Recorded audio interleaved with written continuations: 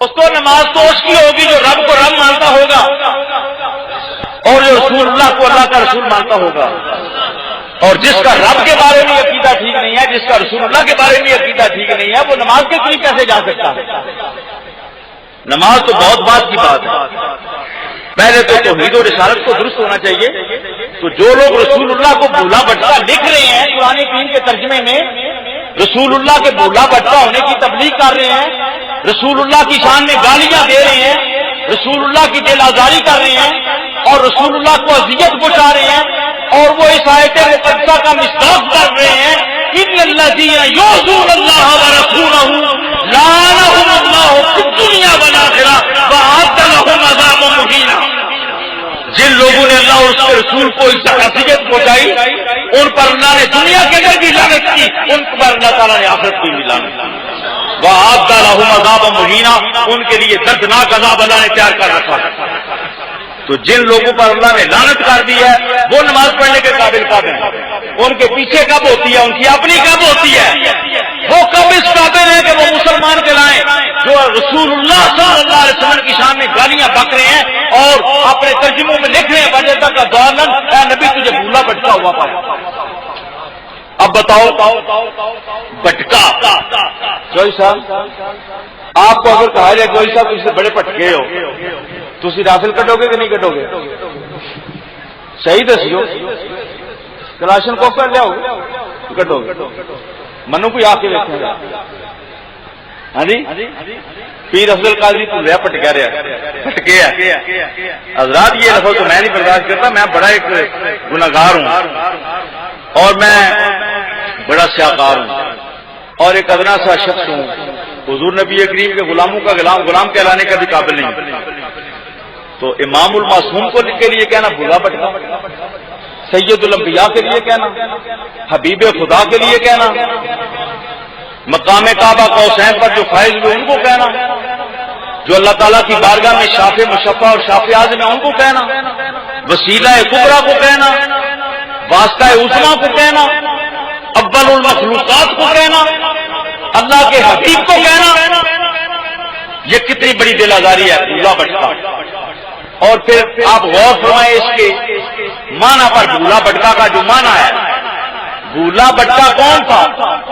اس زمانے میں بھی لوگ بھولے بٹکے ہیں. لکھنوال میں بھی ہوں گے، مراڑیاں میں بھی ہوں گے، گجرات میں بھی ہوں گے، اسلام آباد میں بھولے بٹکے ہوں گے. ہر زمانے کے اندر مختلف بری رائے ہوتی ہیں، مختلف نہ ہوتے ہیں، مختلف فسوق ہوتے ہیں، مختلف معاصی ہوتے ہیں جن کے لوگ گرفتار ہو جاتے ہیں. اس زمانے میں غور کریں اس زمانے کے لوگ کس طرح بھولے بٹکے ہوئے تھے. اس زمانے کے اندر جو لوگ بھولے بٹکے ہوئے تھے تاریخ بتاتی ہے کہ وہ شرک کرتے تھے. اس زمانے کے اندر جو بھولے بٹکے ہوئے تھے وہ بچیوں کو زندہ درگور کرتے تھے. اس زمانے کے اندر جو بھولے بٹکے ہوتے تھے وہ شراب پیتے تھے. اس زمانے کے اندر جو بھولے بٹکے ہوئے لوگ ہوتے تھے وہ جوا کھیلتے تھے. اس زمانے کے اندر جو لوگ بھولے بٹکے ہوتے تھے وہ زناکار اور سیاکار ہوتے تھے.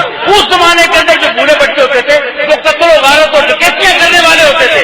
اس زمانے کے اندر جو بھولے بٹکے ہوتے تھے وہ اپنی ماؤں کے ساتھ زیادتیاں کرنے والے ہوتے تھے. وہ اپنی بچیوں کے ساتھ زیادتیاں کرنے والے ہوتے تھے. وہ عورتوں کو ان کے حقوق سے محروم کرنے والے ہوتے تھے. بتاؤ اس قسم کی کوئی بات رسول اللہ میں متصور ہو سکتی ہے؟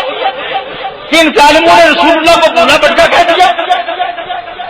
کوئی بھولا بٹکا ہونے کی علامت جو اس زمانے میں علامت کی بھولا بٹکے کی حضور میں متصور ہو سکتی ہے؟ اب آؤ قرآن سے پوچھو.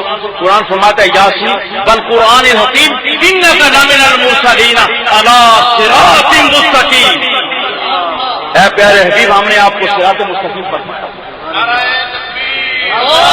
اللہ پاک فرماتا ہے ما ضل صاحبکم وما غوی. کسی زمانے میں کبھی بھی، کسی زمانے میں کبھی بھی نہ ماضی قریب میں نہ ماضی بعید میں ماضی مطلق کا لفظ استعمال کیا تمہارے آقا کبھی گمراہ نہیں ہوئے. یہ سورہ نجم میں اللہ گواہی دے رہا ہے. ان کو کہاں سے مل گیا کہ حضور بھولے بٹکے ہوئے تھے؟ اللہ پاک فرماتا ہے ما ضل صاحبکم وما غوی. تمہارے آقا کبھی گمراہ نہیں ہوئے. آپ سرکار دو عالم کی لسان سے سنیں فرماتے ہیں قد لبثت فیکم عمرا من قبلہ افلا تعقلون. اے قریش مکہ تم میرے لائے ہوئے دین کی اور نظام کی مخالفت کرتے ہو. میں تمہارے عمر کا ایک حصہ میں نے گزارا ہے. میری طرف ذرا انگلی تو اٹھاؤ. میرے اندر تم نے بات دیکھیے، اب بھی تم نہیں مانتے، اب بھی تم یقین نہیں کرتے۔